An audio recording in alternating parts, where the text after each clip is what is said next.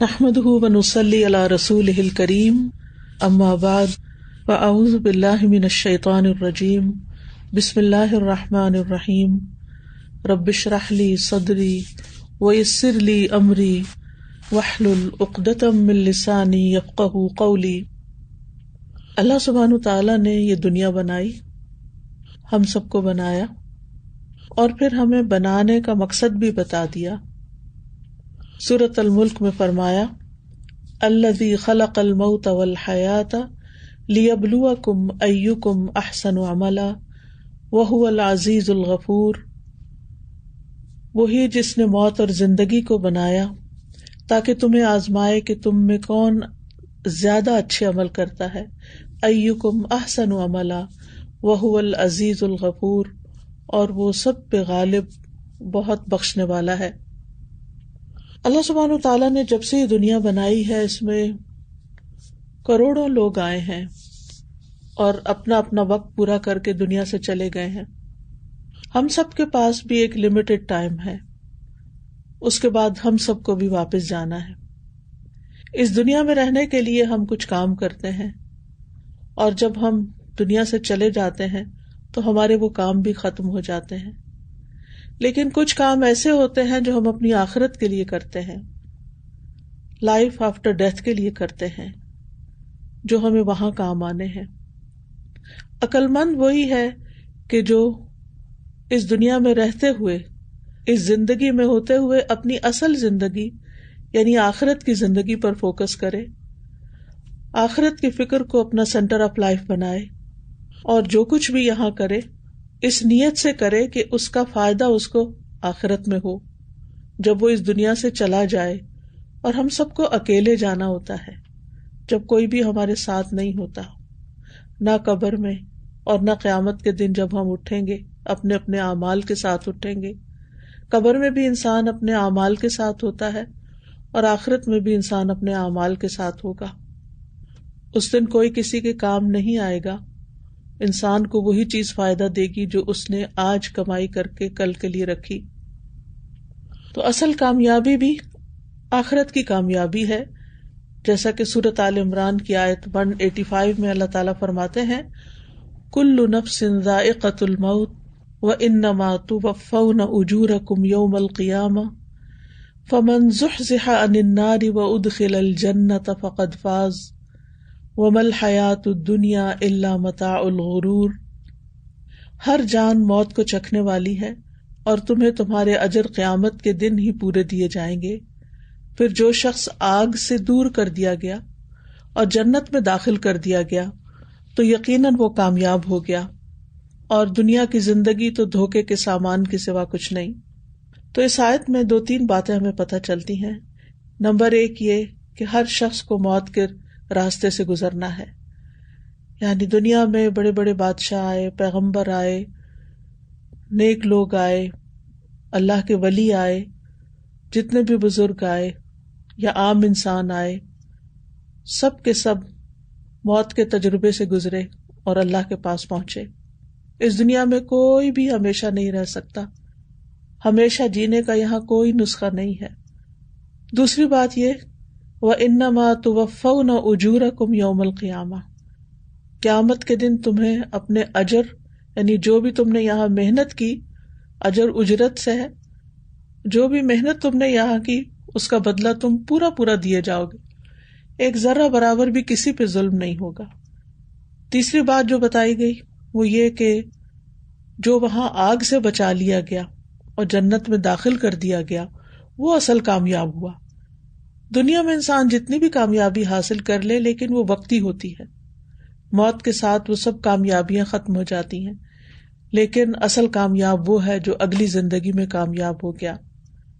اور یہ کہ دنیا کی یہ زندگی کو، اس زندگی کو اللہ تعالیٰ فرماتے ہیں متاع الغرور، دھوکے کا سامان، یعنی جو بظاہر انسان کو اچھا لگتا ہے لیکن اس کی حقیقت کچھ نہیں، کیونکہ اصل زندگی اور اصل گھر جس کو قرآن میں دار القرار کہا گیا کہ جہاں جا کر انسان کو قرار آئے گا، وہ آخرت کا گھر ہی ہے، اور اصل زندگی کل کی زندگی ہے جو کبھی ختم ہونی ہی نہیں۔ وَإِنَّ الدَّارَ الْآخِرَةَ لَهِيَ الْحَيَوَانُ، بے شک آخرت کا گھر یقیناً وہی اصل زندگی ہے.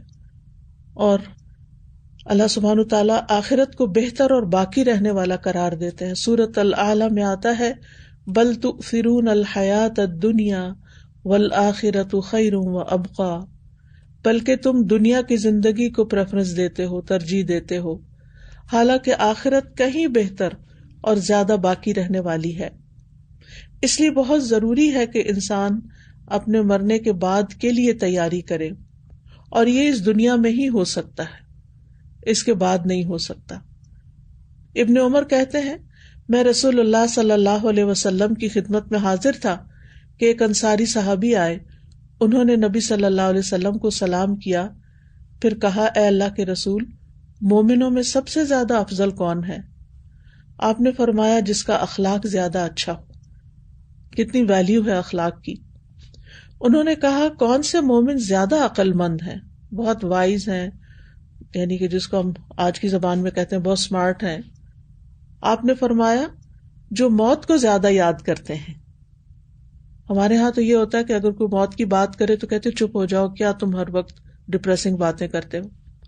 لیکن اللہ کے رسول صلی اللہ علیہ وسلم نے اس شخص کو عقل مند بتایا، اور سب سے زیادہ عقل مند کہ جو موت کو یاد رکھے اور اس کے بعد کے لیے زیادہ اچھی تیاری کرے، وہی عقل مند ہے. تو عقل مند انسان اپنے آپ سے غافل نہیں ہوتا، اپنا حساب کرتا رہتا ہے. ہر گزرے ہوئے دن میں صبح سے شام تک جو بھی کیا ہوتا ہے وہ ضرور سوچتا ہے کہ آج میں نے کیا کمائی کی. جیسے ایک بزنس مین ہوتا ہے تو وہ جو بھی کام کر رہا ہوتا ہے اس کے بعد دیکھتا ہے اینڈ آف دا ڈے کہ آج اس کو کتنی انکم ہوئی، کیا لاس ہوا، کیا اچھا رہا، کیا ٹھیک نہیں رہا. تو جو شخص آخرت کے لیے کام کرتا ہے وہ بھی ضرور ہر روز سوچتا ہے کہ آج میں نے کون سا اچھا کام کیا، کون سی غلطی کی. اگر اچھا کام کیا تو اس کا کیا فائدہ ہوگا، اور اگر کوئی غلط کام کیا تو کیا نقصان ہو سکتا ہے، اور پھر اس سے اگلے دن کو وہ اور زیادہ بہتر بناتا ہے. حقیقت یہ ہے کہ انسان کی اگلی زندگی کے جو مرحلے ہیں وہ موت کے ساتھ ہی شروع ہو جاتے ہیں، اور چونکہ یہ ایک حقیقت ہے جس سے کوئی فرار نہیں، تو اس لیے جیسے ہر صبح کی شام ہوتی ہے ایسے ہی زندگی کی بھی شام ہوتی ہے. تو انسان اس بات کی حرص رکھے کہ اس کا خاتمہ اچھا ہو، وہ نیک کام کرتے ہوئے دنیا سے جائے. قرآن مجید میں آتا ہے وَلَا تَمُوتُنَّ إِلَّا وَأَنْتُمْ مُسْلِمُونَ، اور تمہیں موت ہرگز نہ آئے مگر اس حال میں کہ تم مسلم ہو، فرما بردار ہو. کیونکہ عقل مند اور سب سے کامیاب انسان وہ ہے کہ جس کی زندگی کا خاتمہ اچھا ہو، لا الہ الا اللہ پر اس کا خاتمہ ہو. اور پھر یہ اسی صورت میں ہو سکتا ہے جب انسان اپنی ساری زندگی کو اچھے کاموں میں گزارتا ہے، کیونکہ موت تو کسی وقت بھی آ سکتی ہے، اچانک بھی آ سکتی ہے. ضروری نہیں کہ کسی بیماری کے بعد آئے، ضروری نہیں کہ بڑھاپے میں اس کو موت آئے، یعنی کسی اولڈ ایج میں موت آئے، کسی بھی وقت آ سکتی ہے موت. تو لہذا اس کے لیے ذہنی طور پر، مینٹلی اور ویسے بھی عمل کے طور پر بھی تیار رہنا چاہیے، اور انسان پھر مسلسل اچھے عمل پر لگا رہے. حضرت انس رضی اللہ عنہ کہتے ہیں، یہ سنن الترمذی کی روایت ہے کہ رسول اللہ صلی اللہ علیہ وسلم نے فرمایا جب اللہ تعالیٰ کسی بندے کے ساتھ بھلائی کا ارادہ کرتا ہے تو اس کو استعمال کرتا ہے. آپ سے عرض کیا گیا اللہ کے رسول صلی اللہ علیہ وسلم استعمال کرنے کا کیا مطلب ہے؟ آپ نے فرمایا موت سے پہلے اسے نیک اعمال کی توفیق دیتا ہے. یہ بہت خوش قسمتی کی بات ہے کہ انسان نیکی کے کام کرتا کرتا اس دنیا سے رخصت ہو. تو اللہ سبحانہ و تعالیٰ جب کسی بندے کے ساتھ بھلائی کا ارادہ کرتا ہے تو اللہ تعالیٰ اس کو موت سے پہلے نیک عمل کی توفیق دے دیتا ہے. تو ہم سب کو بھی نیک عمل کی کوشش بھی کرنی چاہیے، شوق بھی رکھنا چاہیے، اور اس کے لیے دل ہی دل میں ارادے بھی کرنے چاہیے اور پلاننگ بھی کرنی چاہیے، اور کوئی نہ کوئی راستہ بھی نکالنا چاہیے، اور اس کا شوق رکھنا چاہیے تاکہ ہماری موت جو ہے وہ نیکی کے کام پر آئے.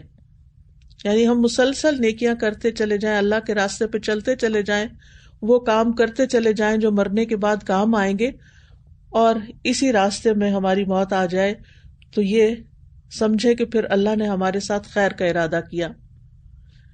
ابو ہریرہ رضی اللہ عنہ کہتے ہیں رسول اللہ صلی اللہ علیہ وسلم نے فرمایا، جو حج کرنے کے لیے نکلا اور فوت ہو گیا تو اللہ تعالیٰ اس کے لیے قیامت کے دن تک حج کرنے والے کا ثواب لکھ دیتا ہے۔ جو عمرے کی ادائیگی کے لیے نکلا اور فوت ہو گیا تو اللہ تعالیٰ اس کے لیے قیامت کے دن تک عمرہ کرنے والے کا اجر لکھ دیتا ہے۔ اور جو غازی اللہ کے راستے میں نکلا اور فوت ہو گیا تو اللہ تعالیٰ اس کے لیے قیامت کے دن تک غازی کا اجر لکھ دیتا ہے۔ لہذا ہر وقت نیک عمل کی خواہش رکھنی چاہیے، اور جو بھی موقع ملے انسان کو کر لینا چاہیے، معلوم نہیں کہ اسی نیک کام میں شاید موت آ جائے۔ اور یہ جو بات کی گئی نا قیامت تک، آپ دیکھیے ہمیں نہیں معلوم کہ قیامت تک ابھی کتنی سینچریز باقی ہیں اور کتنا عرصہ باقی ہے، تو جو شخص اس نیکی کی حالت میں، مثال کے طور پر اگر کوئی لبیک پکارتا ہوا فوت ہوا تو قیامت کے دن لبیک پکارتا ہوا اٹھے گا۔ اسی طرح اگر کوئی شخص سجدے کی حالت میں گیا ہے یا اور کسی نیک کام میں گیا ہے تو قیامت تک اس کا یہ نیک عمل جاری رہے گا۔ جب وہ اٹھے گا قیامت کے دن تو وہ حیران ہو جائے گا کہ اس کے اعمال نامے میں اتنا اضافہ ہو چکا ہے۔ تو خوش قسمت ہیں وہ جو نیکیوں میں لگے رہتے ہیں حتیٰ کہ ان کی موت بھی اسی میں آ جاتی ہے۔ تو عقل مند انسان وہ ہے جو اپنا سیلف انالیسس کرتا رہے اور کوشش کرتا رہے کہ وہ اپنے اوپر چیک رکھے اس بات کا کہ وہ جو بھی کام کر رہا ہے، چاہے دنیا کا کام کر رہا ہے یا دین کا کام کر رہا ہے، وہ کس نیت کے ساتھ کر رہا ہے۔ ہمارے دنیا کے بھی بہت سے کام عبادت ہیں، اگر ہم ان کو صرف اللہ سبحانہ تعالیٰ کی رضا کے لیے کرتے ہیں اور ان کا اجر ہم اللہ تعالیٰ سے چاہتے ہیں۔ ایسے کاموں کو اللہ سبحانہ تعالیٰ اپنے ذمہ قرض لیتا ہے، یعنی جو صرف اللہ کے لیے کیے جائیں۔ اللہ تعالیٰ فرماتے ہیں وَمَن يُقْرِضِ اللَّهَ قَرْضًا حَسَنًا فَيُضَاعِفَهُ لَهُ أَضْعَافًا كَثِيرَةً، کہ کون ہے جو اللہ کو قرض دے۔ جب کوئی کسی کو قرض دیتا نا تو اس کو لازماً واپس کرنا ہوتا ہے۔ تو اللہ سبحانہ تعالیٰ بندے کی ایسی نیکیوں کو جو بندہ صرف اللہ کے لیے کرتا ہے ان کو اللہ تعالیٰ اپنے ذمہ قرض لے لیتا ہے، اور پھر قیامت کے دن کئی گنا واپس کرے گا، بڑھا کے چڑھا کے ان کو زیادہ کر کے۔ لہذا انسان جو بھی کام کرے، مثلاً ہم خواتین گھر کے کاموں کو دیکھتے ہیں، بچوں کو دیکھتے ہیں، شوہر کے مددگار ہوتے ہیں یا اور جو بھی کام کرتے ہیں، اگر اس میں کچھ مشکل بھی آ رہی ہے، کوئی تکلیف بھی ہے، کوئی پریشانی بھی ہے، کوئی تھکاوٹ بھی ہے، تو بجائے اس کے کہ ان پر ہم احسان جتائیں یا اپنا بول کر اجر ضائع کر دیں، ہمیں ساتھ ساتھ اپنے دل میں یہ سوچنا چاہیے کہ یہ تو میں اپنے رب کو قرض دے رہی ہوں، یہ تو کام میں اللہ کی خاطر کر رہی ہوں، اور اس کا اجر مجھے صرف اللہ سے چاہیے۔ کوئی مجھے اپریشیٹ کرے یا نہ کرے، کوئی میری تعریف کرے یا نہ کرے، کوئی مجھے اس کا کچھ فائدہ دے یا نہ دے، میں تو یہ اپنے رب کے لیے کر رہی ہوں۔ اور پھر جتنا خلوص کے ساتھ کوئی کام کرے گا اتنا ہی زیادہ اجر انسان کو اس چیز کا ملے گا۔ اور اس کے لیے انسان ڈیلی اپنا سیلف انالیسس کرے کہ آج میں نے اچھا کام کر کے بول تو نہیں دیا، اور پھر یہ کہ جس کے ساتھ انسان نیکی کرے اس کو اذیت نہ دے، تکلیف نہ دے، کیونکہ اللہ تعالیٰ قرآن مجید میں فرماتے ہیں یا ایھا الذین آمنوا لا تبطلوا صدقاتکم بالمن والأذی، اے لوگو اپنے صدقات کو، اور صدقہ ہر نیکی کے کام کو بھی کہتے ہیں، صرف مال کا ہی صدقہ نہیں ہوتا، اپنے صدقات کو احسان جتا کر اور اذیت دے کر ضائع نہ کرو۔ یہاں من اور اذا کی بات ہے، من کہتے ہیں احسان جتانا اور اذا کہتے ہیں اذیت کو، یعنی بعد میں بول کے اور اس کو جتا کے کہ میں نے تمہارے ساتھ یہ کیا اور ایسا کیا ویسا کیا، یا یہ کہ اس کو کچھ باتیں سنا کے تکلیف نہ دو ورنہ سب کچھ ضائع ہو جائے گا۔ پھر ایک اور بات یہ بھی ہے کہ انسان نیک اعمال میں بہتری لانے کی کوشش کرتا رہے، صرف اس پہ راضی نہ ہو جو اس نے آج تک کر لیا۔ یعنی اگر ہمارے دل میں کبھی خیال آئے کہ میں نے اپنی زندگی میں بہت نیک کام کر لیے، میں نے اتنی چیریٹیز کی ہیں یا اتنے نفل پڑھے ہیں یا اتنا ذکر کر لیا ہے یا اتنے لوگوں کو کھانا کھلایا ہے یا جو بھی کوئی نیکی کا کام ہم سمجھتے ہیں، تو اس کو کافی نہ سمجھے، چونکہ یہ زندگی بہت لمیٹڈ ہے نا، اور ہم نے یہاں سے جانا ہی جانا ہے۔ تو جو اور ہو سکتا ہے، اور ہو سکتا ہے، اور زیادہ کی فکر کرے. جیسے دنیا میں انسان کو جب اس کا ایک بزنس اچھا ہوتا ہے تو وہ اس پہ بیٹھ نہیں جاتا کہ میرے لیے یہ کافی ہے زندگی تو گزارنے کے لیے، نہیں، وہ مزید ایک اور شروع کرتا ہے، ایک اور شروع کرتا ہے. تو اسی طرح نیکی کے کاموں میں بھی جو کر رہے ہیں اس پہ راضی نہ ہو، بلکہ اور سے اور آگے سے آگے بڑھتے چلے جائیں. اور اس میں ہم دیکھیں سب سے پہلے جو چیز دیکھنے کی ہے وہ اپنے فرائض ہیں کہ ہماری ڈیوٹیز کیا ہیں. تو سب سے پہلے ہمیں اپنے فرائض کی کمی کو پورا کرنا ہے، کیونکہ فرائض کا حساب ہوگا. نماز، روزہ، حج، زکوٰۃ، جو جو چیزیں ہم پر فرض ہیں. پھر اسی طرح جیسے نماز پڑھتے ہیں تو کیا سنت کے مطابق پڑھتے ہیں یا نہیں، خشوع و خضوع کے اعتبار سے نماز کیسی ہے. پھر اسی طرح یہ ہے کہ جو اللہ نے ہمیں نعمتیں دی ہیں ان پر شکر گزار بنے. تھوڑی نعمتیں ہیں یا زیادہ نعمتیں ہیں. آپ دیکھیے کہ رسول اللہ صلی اللہ علیہ وسلم رات کو جب نماز کے لیے کھڑے ہوتے تھے اتنا زیادہ لمبا قیام کرتے کہ آپ کی ایڑیاں پھٹ جاتی تھی. حضرت عائشہ رضی اللہ تعالیٰ عنہ کہتی ہیں کہ اللہ کے رسول صلی اللہ علیہ وسلم، اللہ تعالیٰ نے تو آپ کے اگلے پچھلے سارے قصور معاف کر دیے ہیں، اور ویسے بھی پیغمبر تو معصوم ہوتے ہیں، تو آپ اتنی تکلیف کیوں کرتے ہیں، عبادت میں اتنی مشقت کیوں کرتے ہیں؟ تو آپ فرماتے کہ افلا اکون عبدا شکورا، کیا میں اللہ کا شکر گزار بندہ نہ بنوں؟ یعنی میں عبادت کرتا ہوں شکر ادا کرنے کے لیے. شکر صرف زبان سے نہیں ہوتا بلکہ عبادت کی شکل میں بھی شکر ہی ادا ہو رہا ہوتا ہے. کس چیز کا شکر؟ آپ دیکھیے کہ دنیا کی کتنی نعمتیں تھیں آپ کے پاس. 3 ماہ آپ کے گھر میں چولہا نہیں جلتا تھا، کھجور پاری پہ گزارا ہوتا اور کبھی وہ بھی نہیں ملتی تھی، تو پیٹ پہ پتھر بھی باندھے آپ نے، اور پھر بھی آپ اتنے شکر گزار. ہماری زندگی میں اگر تھوڑی سی بھی کسی چیز کی کمی ہو جائے تو ہم رونا دھونا شروع کر دیتے ہیں، ہر ایک کو شکوہ شکایت کرتے ہیں، اللہ تعالیٰ نے میرے ساتھ ایسا کیوں کیا، وائی می، اور طرح طرح کی یعنی نیگیٹیوٹی ہمارے دل میں آنے لگتی ہے اور پھر ہم وسوسوں کا شکار ہونے لگتے ہیں. تو ہمیں شکر گزار بننا ہے. اور پھر شکر گزاری کے لیے آپ دیکھیں کہ اتنی نعمتیں ہیں جو ہم جانتے ہیں، اور اس سے کہیں زیادہ ہیں وہ نعمتیں جو ہمیں معلوم ہی نہیں کہ ہمارے اوپر اللہ نے کتنے زیادہ انعامات کیے ہیں. مثلاً انسان کے جسم میں 360 جوڑ ہیں، ہر جوڑ اللہ کی نعمت ہے. ایک بھی تھوڑا سا آگے پیچھے ہو تو کتنی تکلیف میں انسان مبتلا ہو جاتا ہے، لیکن ہم اس پہ کیا شکر ادا کرتے ہیں. ہاں، رسول اللہ صلی اللہ علیہ وسلم نے ہمیں شکر کا طریقہ بتا دیا کہ ضحیٰ یا چاشت کی جو 2 رکعتیں ہیں وہ 360 جوڑوں کا شکریہ ادا کرتی ہیں. یعنی اگر وہ نماز انسان پڑھ لیتا ہے تو انسان کے جسم کا صدقہ ادا ہو جاتا ہے صرف 2 رکعتیں پڑھنے سے. اور ہمارے پاس وقت بھی ہوتا ہے بعض اوقات، لیکن ہمیں پتہ نہیں ہوتا کہ اس کا اتنا بڑا اجر ہے تو ہم چھوڑ دیتے ہیں. اور اگر کوئی 4 پڑھتا ہے تو اللہ تعالیٰ اس کے دن بھر کے کاموں کا ذمہ لے لیتے ہیں. پھر اسی طرح یہ ہے کہ ذکر کرتے رہیں. نبی صلی اللہ علیہ وسلم کی زبان ہمیشہ ذکر سے تر رہتی تھی اور ہمیں بھی اسی چیز کی تلقین کی گئی. اور جب ذکر نہ ہو سکے تو پریشانی محسوس کریں. جیسے نبی صلی اللہ علیہ وسلم کے بارے میں آتا ہے کہ جب آپ بیت الخلاء سے فارغ ہو کر نکلتے تو فرماتے غفرانک، اے اللہ میں تیری بخشش چاہتا ہوں. تو یہ دعا کیوں کرتے کہ ٹوائلٹ کے اندر انسان اللہ کا ذکر نہیں کر سکتا، تو جتنا وقت میرا ٹوائلٹ کے اندر گزرا میں نے اللہ کا ذکر نہیں کیا، تو وہ اس کو بھی اپنی کوتاہی سمجھتے تھے، یعنی یہ میرے سے کمی ہو گئی اللہ کے حق میں. تو باہر نکل کر وہ اللہ تعالیٰ سے معافی مانگتے تھے. لیکن ہمارا کیا حال ہے، بڑے بڑے گناہ کرنے کے بعد بھی ہمیں معافی کا خیال نہیں آتا. تو ہمیں ایک طرف شکر کرنا ہے، پھر ذکر کرنا ہے، اور پھر ایک اور چیز یہ کہ صبر کرنا ہے. تکلیف دہ چیزوں کے اوپر صبر جو ہے یہ بھی آخرت میں اس کا بے پناہ اجر ملے گا. قرآن مجید میں آتا ہے انما یوفی الصابرون اجرہم بغیر حساب، صبر کرنے والوں کو ان کا اجر بے حساب، یعنی گنتی میں ہی نہیں، شمار میں ہی نہیں، کوئی گن ہی نہیں سکتا، اتنا بڑا اجر ملے گا. ہر انسان کی زندگی میں دن میں، ہفتے میں، سالوں میں ایسے لمحات آتے ہیں، ایسے واقعات آتے ہیں کہ جب وہ صدموں سے گزرتا ہے، تکلیف سے گزرتا ہے، کبھی بیماری ہے، کبھی کسی چیز کا نقصان ہے، کبھی کوئی ہرٹ کر دیتا ہے.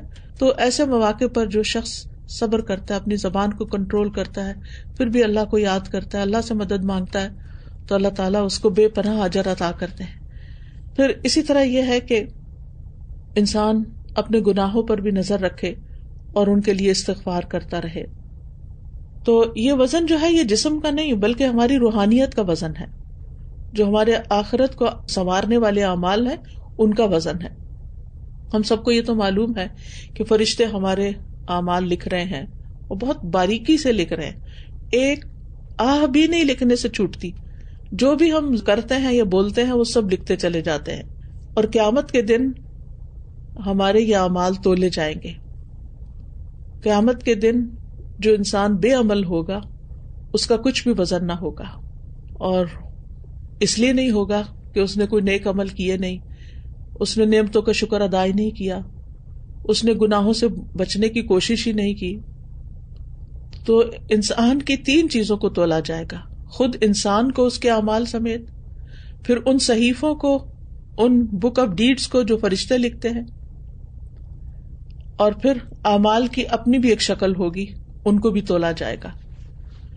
تو ہمیں توجہ کرنی چاہیے ان اعمال کی طرف جو وزن بڑھانے والے ہیں، جس میں سب سے پہلے انسان کا اخلاص ہے کہ انسان ہر کام اللہ کی خاطر کرے، اللہ کو خوش کرنے کے لیے، شہرت کے لیے نہیں، دنیا کے لیے نہیں، لوگوں سے تعریف کے لیے نہیں، لوگوں سے صلہ چاہنے کے لیے نہیں، بلکہ اپنے رب کی خاطر.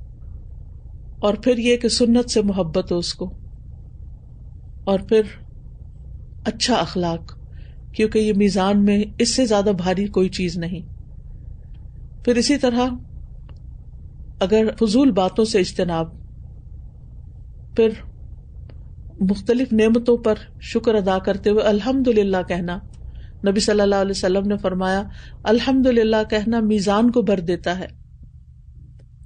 پھر اسی طرح جو بھی صدمہ انسان کو پہنچے، کوئی فوت ہو جائے، تکلیف ہو، اس پر صبر کرنا. پھر اسی طرح اللہ کے دین کی خدمت کرنا، دین کو پھیلانے کے لیے کوششیں کرنا، اس میں اپنا وقت بھی لگانا، اپنا مال بھی لگانا. اور پھر قیامت کے دن اللہ سبحانہ تعالیٰ کے سامنے کھڑے ہونے کا سوچ کر نیک اعمال کرنا کہ یہ میں عمل اس لیے کر رہی ہوں کہ کل میرے کام وہاں پر آئے گا. پھر اخلاق حسنہ میں چھوٹی سی ایک مثال دوں گی کہ ویسے تو خندہ پیشانی سے ملنا، سلام میں پہل کرنا، نرمی سے بات کرنا، یہ سب چیزیں آتی ہیں، لیکن ایک بہت خوبصورت واقعہ ملتا ہے. امام ذہبی نے اسلامک ہسٹری میں ایک شخص کا ذکر کیا ہے، ان کا نام تھا مسعود بن عبداللہ ہمدانی. کہا جاتا ہے کہ یہ بہت اچھے اخلاق کے مالک تھے، اور ان کے اخلاق کی ایک مثال یہ کہ اگر کوئی بندہ ان کے ساتھ زیادتی کر دیتا یا ان کو کوئی برا بھلا کہہ دیتا یا ان کے ساتھ کسی بھی طرح کی کوئی تکلیف دہ بات کرتا، تو پھر جب معافی مانگنے کے لیے آتا تو ایک جملہ ان کی زبان پہ ہوتا تھا الماضی لا یذکر. ماضی یعنی جو پاسٹ ہے اس کا ذکر نہیں کیا جاتا، ہو چکا ہو گیا، یعنی چھوڑو ماضی کو کیا کرنا یاد کر کے، اس کی پرواہ نہیں کرو، اس کا کوئی ذکر نہیں کرو، بس جو ہو گیا چھوڑ دو. تو جب ان کا انتقال ہوا تو کسی کو خواب میں نظر آئے، تو انہوں نے پوچھا کہ اللہ نے آپ کے ساتھ کیا معاملہ کیا ہے. انہوں نے بتایا کہ جب میں اللہ تعالیٰ کے سامنے پیش ہوا تو فرمایا مسعود ماضی کو کیا یاد کرنا، وہ سامنے جنت ہے، جنت میں داخل ہو جاؤ. تو اس سے کیا پتہ چلتا ہے کہ جو لوگوں کو معاف کر دیتا ہے، جو لوگوں کے قصور سے درگزر کرتا ہے، اللہ تعالیٰ اس سے درگزر فرماتے ہیں. اور پھر یوسف علیہ السلام کی مثال ہمارے سامنے ہے. قرآن مجید میں آپ نے یوسف علیہ السلام کا قصہ پڑھا ہوگا کہ جب یوسف علیہ السلام کے بھائیوں نے ان پہ زیادتی کی اور پھر انہیں کنویں میں پھینک دیا، اور پھر وہ مصر میں جا کے بکے، اور پھر ان پہ ایک الزام آیا، پھر جیل میں ڈال دیے گئے، پھر اس کے بعد وہاں سے نکالے گئے، اور جب وہ بادشاہ بن گئے تو ان کے بھائی جو تھے وہ ان سے غلہ لینے کے لیے آئے، اور کس طرح جب انہیں پتا چلا کہ یہ ہمارا ہی بھائی ہے تو پھر وہ بہت شرمندہ تو ہوئے، لیکن یوسف علیہ السلام نے کس اعلیٰ اخلاق کے ساتھ ان کو شرمندہ نہیں کیا جواباً، اور کس طرح ان کو اگلا پچھلا بھلا کے سب معاف کر دیا. بھائیوں نے کہا قالوا تاللہ لقد آثرک اللہ علینا وان کنا لخاطئین، قال لا تثریب علیکم اليوم یغفر اللہ لکم وہو ارحم الراحمین.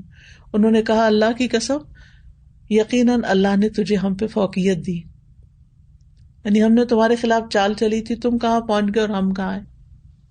اور انہوں نے اعتراف کر لیا اور کہنے لگے بلا شبہ ہم واقعی خطا کار تھے، ہماری غلطی تھی. تو یوسف علیہ السلام نے کتنا گریسفلی جواب دیا. کہنے لگے آج تم پہ کوئی ملامت نہیں، اللہ تمہیں بخش دے، وہ رحم کرنے والوں میں سب سے زیادہ رحم کرنے والا ہے. اور بھائیوں سے کہتے ہیں کہ بھی شیطان نے ہمارے درمیان رکھنا ڈال دیا تھا، اور بھائیوں کو انہوں نے بلیم نہیں کیا، شرمندہ نہیں کیا، بلکہ معاف کر دیا. تو ہمیں ہر اعتبار سے اپنا جائزہ لینا چاہیے، اپنے ایمان کو پرکھنا چاہیے کہ ہمارا ایمان بڑھ رہا ہے یا گھٹ رہا ہے. اپنے عمل کو دیکھنا چاہیے کہ عمل زیادہ اچھے ہو رہے ہیں یا کم ہو رہے ہیں. اپنے آپ کو اخلاقی اعتبار سے دیکھنا چاہیے کہ ہمارا اخلاق پہلے سے بہتر ہو رہا ہے یا خراب ہو رہا ہے. تو بات یہ ہے کہ ہماری زندگی بہت لمیٹڈ ہے، اس لیے نیک اعمال میں دیر نہیں لگانی چاہیے. کل قیامت کے دن انسان کا حسب نسب اس کے کام نہیں آئے گا، بلکہ اس کے عمل اس کو آگے بڑھائیں گے. اور پھر مرنے کے بعد سب سے پہلی منزل جو ہے وہ ہماری قبر ہے، اور وہاں پر کس طرح اعمال ہمارے کام آئیں گے. حدیث میں آتا ہے میت کو جب اس کی قبر میں رکھا جاتا ہے تو وہ ان کے پلٹ جانے کے وقت ان کی جوتیوں کی کھنکھناہٹ سنتی ہے.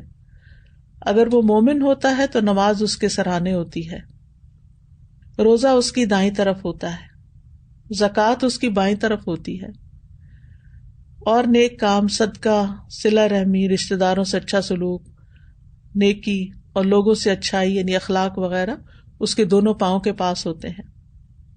لہٰذا اگر سر کی طرف سے کوئی عذاب آنے لگتا ہے تو نماز کہتی ہے میری طرف سے آنے کا راستہ نہیں. دائیں طرف سے آیا جاتا ہے تو روزہ کہتا ہے میری طرف سے آنے کا راستہ نہیں. بائیں طرف سے کوئی چیز آنے لگے تو زکوٰۃ کہتی ہے میری طرف سے آنے کا راستہ نہیں. پاؤں کی طرف سے کوئی آئے تو سارے باقی زندگی کے نیک اعمال، جو لوگوں کے ساتھ اچھا سلوک ہے، صلہ رحمی ہے، رشتہ داروں سے اچھا سلوک ہے، نیک اعمال، صدقہ وغیرہ ہے، وہ کہتے ہیں ہماری طرف سے آنے کا راستہ نہیں. لہذا ان چیزوں کے لیے ہمیں اپنی پروٹیکشن کے لیے اپنے فرائض کو پورا کر کے نوافل کی طرف بھی توجہ کرنی چاہیے، کیونکہ جب انسان نوافل کی طرف متوجہ ہوتا ہے تو اللہ تعالیٰ کا محبوب بن جاتا ہے، اور جو اللہ تعالیٰ کا محبوب ہوتا ہے وہ اللہ کے ذمے میں ہوتا ہے، اور اللہ سبحانہ و تعالیٰ ہی اس کو پروٹیکٹ کرتا ہے. اللہ تعالیٰ سے دعا ہے کہ وہ ہمیں نیک کام کرنے کی توفیق عطا فرمائے. جی میرا کوشچن یہ ہے کہ ہمارے جو مرحوم گزر جاتے ہیں ہم ان کو بخشش کا بہترین عمل کیا کر سکتے ہیں؟ نمبر 1 ان کے لیے دعا، نمبر 2 ان کے لیے صدقہ خیرات، یعنی چاہے آپ غریبوں کو کھانا کھلائیں، چاہے آپ کسی کی تعلیم کا بندوبست کریں، چاہے ان کے نام پہ کوئی کنواں کھدوائیں. حضرت سعد جو تھے ان کی والدہ اچانک فوت ہو گئی تو وہ نبی صلی اللہ علیہ وسلم کے پاس آئے، عرض کیا اللہ کے رسول صلی اللہ علیہ وسلم میری والدہ صدقہ بہت پسند کرتی تھی، تو اگر میں ان کی طرف سے صدقہ کروں تو ان کو فائدہ ہوگا؟ تو آپ نے فرمایا ہاں. تو انہوں نے پوچھا کون سا صدقہ بہترین ہے؟ تو آپ نے پانی کا بتایا، تو انہوں نے پھر کنواں کھدوایا، کیونکہ اس وقت آپ کو معلوم ہے مدینہ میں پانی کی کمی تھی. تو انہوں نے پھر اس کنواں کھدوا کے کہا کہ ہاذہ لأم سعد، یہ کنواں سعد کی والدہ کے نام ہے. تو اسی طرح کوئی اسکول بنوانا، کوئی سڑک، کوئی ہاسپٹل، یعنی کوئی بھی نیکی کا کام جس سے اللہ کے بندوں کو فائدہ ہو، کسی بھی ذی روح مخلوق کو فائدہ ہو، تو وہ میت کے لیے فائدہ مند ہوتے ہیں. اور اسی طرح ہر نماز کے بعد دعا کریں، قرآن مجید پڑھنے کے بعد جو قبولیت کے اوقات ہیں، حج عمرے پہ جائیں وہاں دعائیں کریں، تو یہ سب چیز ان کو فائدہ دیتی ہے. اگر ان کے کوئی فرائض رہتے ہیں جیسے حج ہے یا کوئی زکوٰۃ دینے کو رہتی ہے یا کوئی قرضہ ان کا لوٹانے کو ہے، تو چونکہ ان چیزوں کی پوچھ ہوگی تو وہ ان کی طرف سے ادا کیا جائے. السلام علیکم ورحمۃ اللہ وبرکاتہ.